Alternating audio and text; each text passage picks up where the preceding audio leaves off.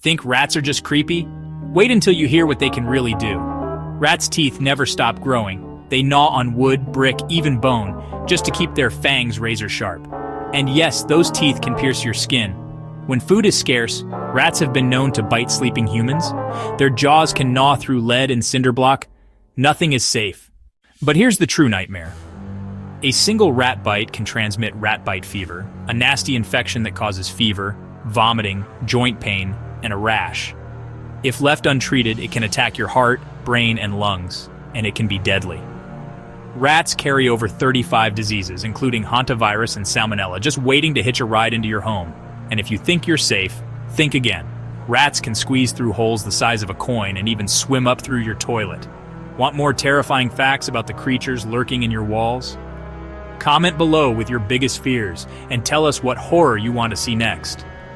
Don't forget to like and follow, if you dare.